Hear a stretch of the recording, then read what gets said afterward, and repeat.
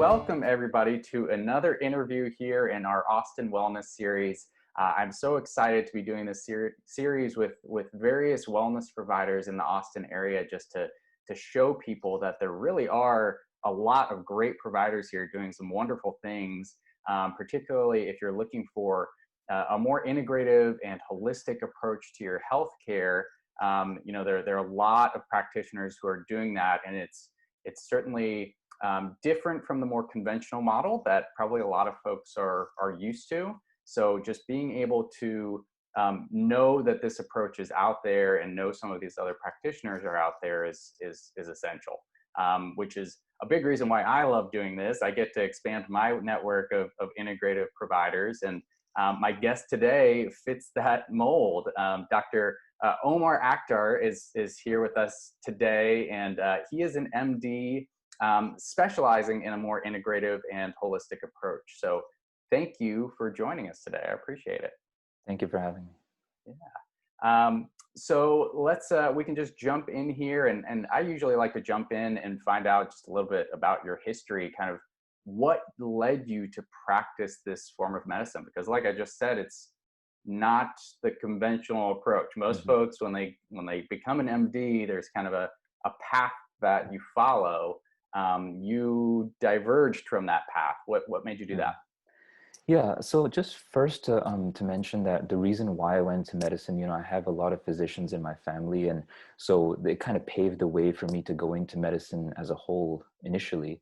And then when, I chose to do internal medicine, which is dealing with adults, and especially in the hospital setting. So I would see a lot of patients coming in with acute illnesses and things like that. And I always, is in the hospital and working there, I always realized that I just wasn't having the type of impact that I wanted on patients. I was seeing them for a day or two at a time. Usually they would come in with an infection or, some acute issue. We would fix that and send them on their way with a huge pressure of trying to get them out of the hospital, and the way that the hospital system works. And just not having that impact on the patients and not building relationships with them is what kind of led me to go into the outpatient world more of more primary care.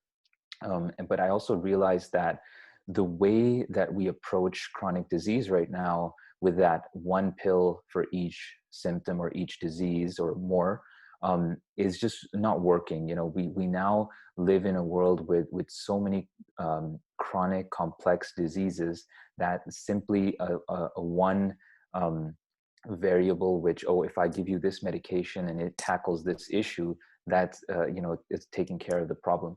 It just doesn't work. And we're seeing that more and more, where we could be giving people more and more medications, but they're not getting better ultimately. And so that kind of disillusionment put me really off the conventional system. Although because I'm from the conventional system, I do realize the benefits of it. But it took me to a more of an integrative or functional approach to seeing patients. And so now what I try to do is I merge the best of the two worlds together and try to practice that way. So I would say it's just more the experiences that I saw in the hospital and treating people that led me to more of an integrative or functional approach. Yeah, that's so great. And you make so many good points in that introduction there. But what kind of jumps out at me is that, there's a lot that's great about the conventional approach. It's not like, I don't think anybody is suggesting, let's throw out everything and start all over.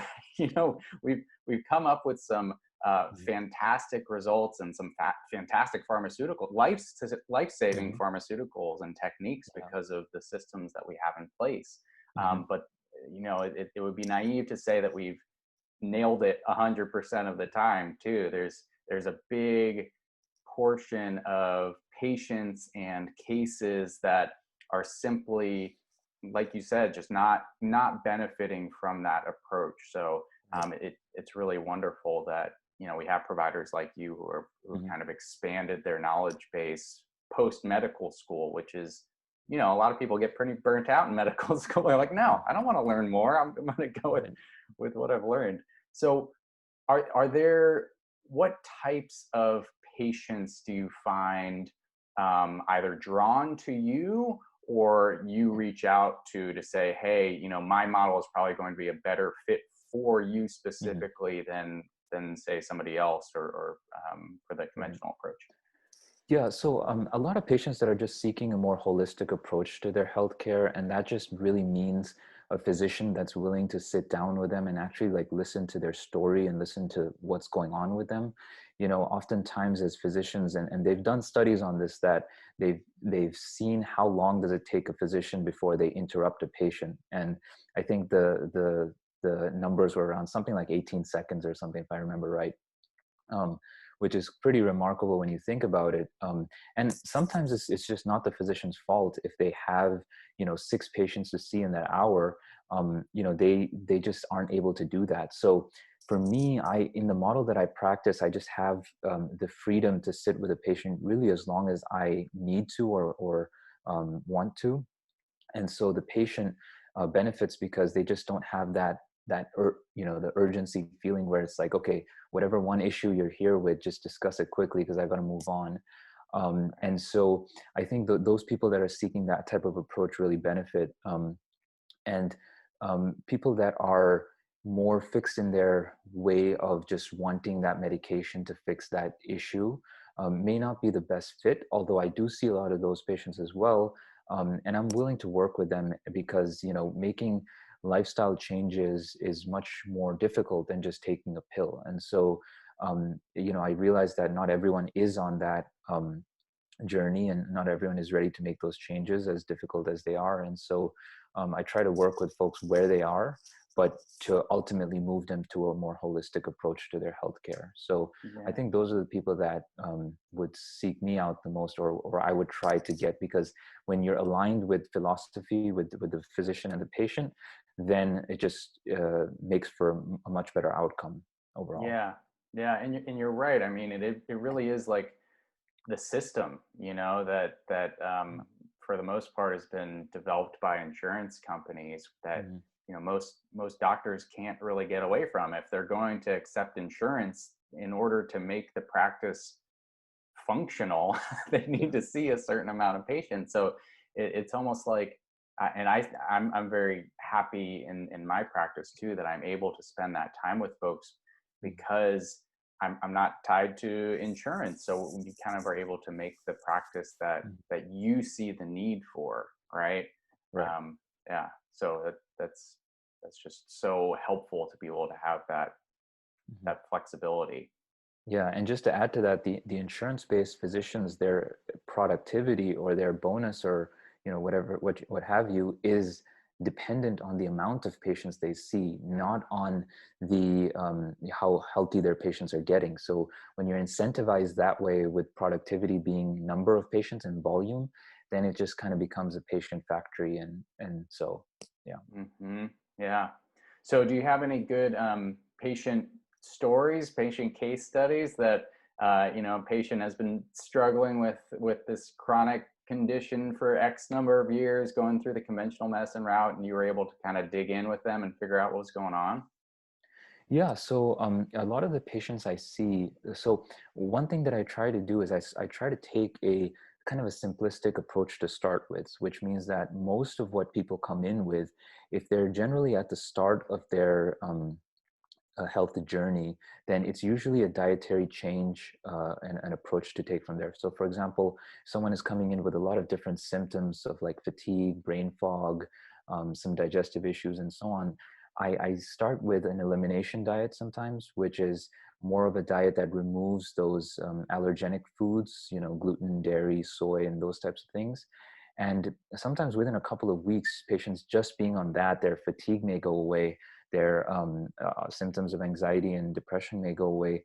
And that's because a lot of the issues that people are having and the symptoms that they're having is often due to these food sensitivities, or just these problematic foods that they're eating. So that is kind of the first approach. And then I would say there's some patients that I've seen in the hospital, because I work part-time in the hospital right now, where I've seen them, and they've come through this into this hospital system, and I see how complex they are. And what happens in the hospital can never really take care of their problems. So then I have them come into the clinic, and then I've seen some remarkable results when I'm able to sit with them, work with them, and people with autoimmune issues, people with metabolic issues, and when we can sit together and make those changes and then see the results, then they're quite phenomenal. So I have seen that as well.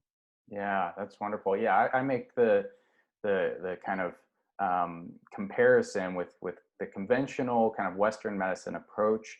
They are going to be able to save your life if you're if Hmm. you're doing Yeah. like if you're in a life-threatening situation, a car accident, a heart attack, a stroke, or something. Go to the hospital. Western Yeah. like current Western medicine is the best at being able to save Hmm. somebody's life.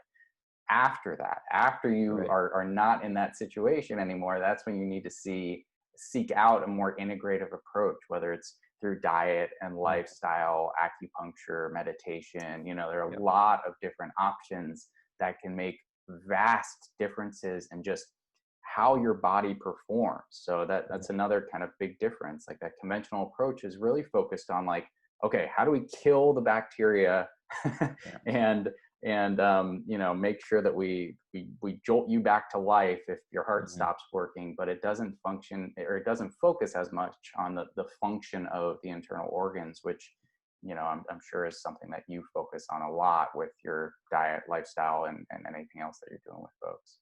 Hmm. Yeah, absolutely. I mean, a lot of the diseases that we have right now in society are lifestyle diseases, chronic diseases, diabetes, hypertension, cancer. So much of that is from lifestyle. And so if we don't take a lifestyle approach to fixing it, then we're often, left with comparing apples to oranges, because it's really just, the conventional system cannot just not deal with these lifestyle diseases. Yeah, yeah, very true. I mean, there's only so much you can do with somebody in your clinic or in the hospital. Mhm. And if they go out and eat a bunch of fast food and are stressed out all the time, it's only going Yeah. to get all worse again. Um, so yeah, so I also wanted to ask you if are there specific questions that you get a lot? Like, are there questions that come up most frequently from your patients when they come and see you? Because I'm sure it's quite different from, Mhm. well, for most patients when they're coming to see you compared to a primary care physician that they've seen in the past. What sorts of questions do you get? Yeah, so I think that, just in the model that I practice, which is a combination of kind of direct primary care, which is a primary care outside of the insurance and third party system, along with functional or integrative medicine, that unique combination, it takes a little bit of time for patients to understand exactly what that is and some explaining. So the questions are generally geared at that, like how does this work? And oftentimes not really, because they're so used to a certain insurance model. All right. um, but what I'm trying to do is kind of think outside the box, and so have them also think outside the box, where you can actually have affordable health care, a good quality health care, with transparent pricing. Who would have thought, right? Yeah. um, and so a lot of the questions center around that. And then I would say other questions are more just kind of my approach and asking things about holistic health and those types of questions mostly. Yeah, yeah. And I know, I mean, it sounds like you're just able to use a lot more creativity with what you learned in medical school because you're not boxed in by the insurance Mhm. companies. So is that something that's appealing to you? Just being able to kind of think creatively and kind of go, well, Mhm. potentially this is something that we could try. Yeah, definitely. And that's what I love about being in the practice. Sometimes when I'm in the hospital and, I see a patient, say he just had a cardiac catheterization and found out that he has pretty bad coronary disease. Well, you end up saying to them one of two things: either you need to be on all these medications, or you need to have a bypass surgery. And, oftentimes it's bypass surgery, and oftentimes it's within the next day or two. That's how quick things are happening. But you don't have that freedom to say to that patient, listen, you're okay, go home, meet me in the office, and we'll work on radically changing your diet, perhaps, to see if we can, influence this heart disease. You just don't. Mm, So when you're giving the patient options, sometimes I myself in my head, knew that there was a third option, but the way the system is set up, you're not really able to give them that third option. It just So isn't why? conducive to that. Yeah, why aren't you? I would have thought that in that case it would just be dangerous for the patient to not, do something quickly. But in a lot Yeah. of cases, it's not uh, in that situation. Yeah, so a lot of it, rides on safety and malpractice and things like that, which is a whole Yeah. different topic. But a lot of it is just the way that we're programmed and the way that we are trained, where the cure to cardiac disease or coronary disease is medications that improve it, or Right. actually doing a bypass procedure. So a lot of that, the nutritional education of doctors is very, very poor, um, almost shockingly poor at times. And so, a physician, A, may not even be aware of it, and B, even if he is aware of it, he doesn't have those resources in the hospital to be able to give Yeah. patients those options. So, um, that's one example where just having that freedom in the practice where no one can say, hey, you're not doing something fast enough in this case, you're Right. not along the lines of what we want you to do. That is the biggest part of this Yeah. this model. Yeah. Where because I think about this a lot. Like there are practitioners like you and I mean, luckily in Austin there are a lot of Mhm. practitioners who kind of follow this integrative holistic approach to healthcare, and it can make a fantastic difference for folks. But Mhm. there are places across the country and across the world where access to this type of medicine is much much lower. But in the US, where do you think that big shift is going to come from? Do you think it's going to be from individual practitioners like you who are just like, I got to get out of the system, and Mhm. eventually the system is going to realize, oh man, we're losing all of our best providers? Or do you think Yeah. it's going to be the hospitals that wake up, or the insurance companies? Where do you think it's going to come Um, I can tell you it's not going to be the insurance companies from? Yeah. because everyone is really motivated by profit, and so Yeah. if they see their profit, which they have billions and billions of dollars of, they're not really motivated to pivot to a different position. And so I think a lot of it is just going to come from physicians themselves and Yeah. patients as well, Yeah. because patients are a factor in this, that are one of the most strongest voices in this, where if all of a sudden a lot of patients are seeking more alternative or holistic services, then healthcare providers and companies are really going to need to pivot to how they can provide that. And so Mhm. it's going to take a slow but steady patient physician awareness combination to kind of go away from the conventional model, and they'll come to it. They'll realize that it's just not working, and a lot of patients have as well. They know it themselves, that look, I'm all on all these medications, I'm doing all these things, yet my chronic, I'm getting worse and worse, or just staying the same. And Yeah. so from that perspective, I think it's just going to take a gradual shift of people getting out of this model, A, of the insurance model that we have, understanding that that's not sustainable, and then B, into also the philosophy of practice, which I hope over the coming years people kind of shift to that, and so we Yeah. have more benefiting from that. Right. And I mean, we see it happening slowly but surely. More Yeah, people are kind of understanding this approach. And, I think a big part of it is just, it comes down to habit change. It's like, no, this is yeah, the way I've done things for my whole life. And, why would I change? But it's helping people understand that, um, you don't have to live in pain all the time. You don't have to mhm, sleep poorly every night. You don't have yeah, to be stressed out all the time. Like your quality of life throughout your life will be much better, if you can follow not even everything that we say. Like mhm, nobody has to be perfect, and right, eat eat perfectly every day and meditate mhm, like that's not necessary. But if you take right, some of these concepts, that where there's just a lot of research and a lot of um, you know people out there, real life people out there who are following some of these concepts, and it really does work. It can make just such a big difference to the quality of life for these folks.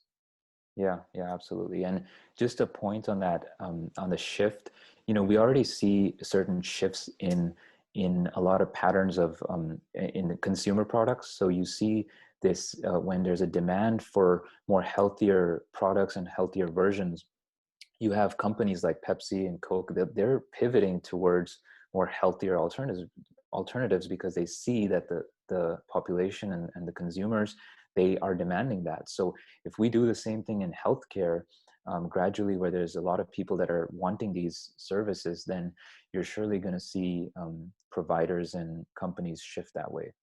Yeah, yeah. I mean, it feels like, it's kind of like integrative medicine itself, and the approach that we're talking about. It's like, in order to have significant changes on your health, especially when you've been dealing with chronic disease, you need to kind of approach it from a lot of different angles. We talked Yeah. about diet and lifestyle and acupuncture and herbs and Mhm. supplement. It usually works best if you're approaching it from a lot of different angles. And it kind of seems like the same thing with the shift. It's like, all right, Yeah. individual providers are going to certainly have a big role in this. The public is going to have a big role, but yeah, if we can get big companies having a role in it, and maybe well, there are some hospitals who are taking a more Mhm. integrative approach already. It's Yeah. like, the dominoes will start to fall, and eventually it will be a big enough groundswell to where nobody can Mhm. really avoid it or just ignore it anymore. Yeah, because if you see the numbers of what we're spending on our healthcare and what we're going to spend on our healthcare, it's Right. not sustainable. No. The billions and trillions that we're going to end up spending, a huge portion just on diabetes, let's say, it's going to really just bankrupt, the economy, and so people are going to start realizing that this is just not sustainable at some point. Mm-hmm. Mm-hmm. So do you treat a lot of people with diabetes? So I get a wide range of people. It'll be, a lot of people with digestive issues, autoimmune issues, and also some metabolic problems. I would say my population is slightly younger, in their 30s and sometimes in the early 40s. And so Hmm. perhaps my direct diabetes patients are a little less because I'm not seeing the ones that are a little older. But Right. I do have, yeah, still quite a few. Like pre-diabetic, maybe more if they Absolutely. continue down the Yeah. path that they're going down Yeah. on the path of diabetes. Definitely. And your practice is relatively new, is that right? Yeah, and so I started the practice in January of this year, so it was Okay. like just before COVID hit, Yeah, great and timing. it was a great time. But I've learned a lot through this year, and so hoping that next year is going to be a good year as well. Yeah, and do you have anything else on the horizon? Is it just pretty much heads down, focused on like how do I build up this practice and help more people in the Austin area, or are you doing anything else? So a big focus is that obviously going into the new year. I would say that I'm starting to contemplate a lot about group visits, and I think that that's a great approach, especially in the integrative and functional world, where if you have 10 diabetic patients or 10 patients with a particular illness that brings them together, instead of having those one-on-one visits that can be a little outdated, in ways you can kind of combine that together and have all the people together, explaining the same things to them, obviously not talking about individual health information, but in a more of a group or class setting, and them to Yeah. support each other through things like weight loss and improving their diabetes and so on. So I would say trying to incorporate more of that is something that I'm pondering and going to try to incorporate next year. Yeah, I mean, that's a great idea. I'd love to support you with that. Once you get classes going, let me know, and Yeah. I'd love to spread the word that that's happening. Do you think it would be people coming to you, or would you go to like existing groups? Well, the goal in the practice would be them coming to me and me running a few groups, along with the Hmm. help of certain providers, nutritionists and those types of people that'll mesh really well with the groups. Yeah, Um, so I think that would be the goal, certainly. yeah, yeah. That sounds great, and it seems like a good way to, increase the amount of people that you're able to help, and then Hmm. I'm sure make it less expensive for Yeah, them too. Because I find a definitely. lot of a lot of what I'm providing at the end of the day is just education. you know, Exactly. Yeah. that Yeah. the acupuncture and herbal prescriptions are helpful, but I mean, they're really helpful, but a lot of what I'm providing is just like, okay, here's really what you need to focus on for the Mhm. next Yeah. week. Let's see if we can make changes to this habit. Hmm. Yeah, definitely. Yeah. Um, are there specific habits that you find are hardest for folks to break? Is it nutrition? Is it sleep habits? What's the hardest?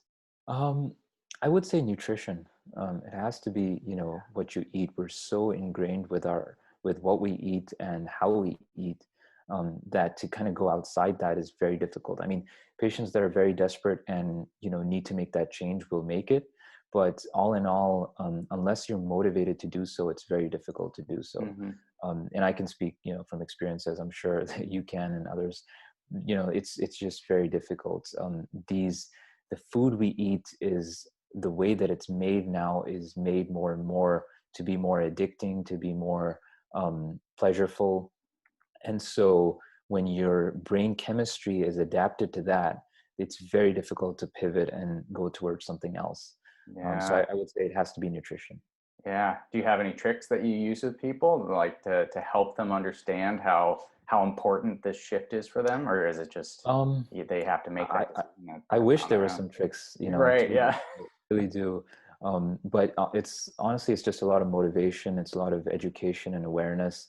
A lot of just telling them that, look, if you try this and you have nothing to lose, if I give you a pill, I can, there's 10 side effects I have to tell you about. But if you make a dietary change, there's no side effects really, very few unless you're sensitive to something. Um, that so make this and change and see what may happen with your health, and you may benefit tremendously from it. So a lot of it is just motivation and education. Yep. Yeah. And I find that helping them kind of make the connections, right? Yeah. So if they want to, be around to see their kid graduate or Mhm. something, just have them know, like, okay, you're kind of going down the path where that might not happen. So Yeah. if we make these changes while you're making the changes, or while you're thinking about, that dietary restriction that we're trying to put in Hmm. place, think about that. Think about what your end Hmm. goal is, because we've Yeah. seen in psychology that can be super effective and Hmm. helpful. At least it certainly doesn't do it, it's not the end all be all, because Hmm. like you said, there's just so much like emotion and tradition tied in with food. Yeah. I mean, it's Or heavy. just There's a lack lot. of awareness, where Yeah. because in the conventional system you often have physicians that don't really give diet that much emphasis. And so even when it comes between a patient and a conventional physician, he'll just say, oh, it doesn't matter what you eat. Here's what you take for this disease. And so That's sometimes it's crazy. just Yeah. patient to understand, look, there is a link between what I'm eating and what's happening to my body. So just to open up that link is the most important thing first. Yeah, man, that's just wild to me that there still is that perspective amongst the medical community Yeah. that yeah, it doesn't matter what you eat, just yeah, it doesn't matter what you put in your car, just throw Yeah. something in there and it'll run. I mean, we're a little bit more complex than a car, so Right. should matter what sort of fuel we're putting in there. Yeah. Um, Well, I appreciate, I really appreciate you coming on and sharing with us. I looked up, we haven't gotten to meet in person yet, but I looked up and we're actually pretty close. So, Okay. once all this COVID craziness is over, I'd love to stop by and meet you in person, shake your hand, Yeah, see your definitely. office space and all that stuff. Yeah, absolutely. That sounds great. Yeah. But before we go, will you give us information on how people can get in contact with you? Sure. Yeah. So the website is medinamedicine.com, and that's Madina medicine.com. And that has all the contact information, but the phone number is 512 or you can also email info@medinamedicine.com. And that's all the ways to get a hold of me. And, if anyone needs primary care and integrative medicine, then happy to provide that. Cool. All right. Well, good. I really appreciate again you coming on and sharing this knowledge with us, and thank you for just your integrative approach and kind of going off the beaten path, because we need more providers doing this. And in my opinion, personal and professional opinion, because I've seen what it can do, and it's just it really is remarkable, the shifts that you can see in folks, um, especially if they're if they're doing it early on in life, the preventative shifts in their health and kind of what they were going toward, and then how they start to feel. But even for folks, later in life, we can still see some really big improvements based on relatively simple things: lifestyle, diet, exercise, all that good stuff. Yeah, absolutely. Thanks for having me, and it was great speaking with you. All right, well, take care. I'll talk to you soon. Thanks, you too.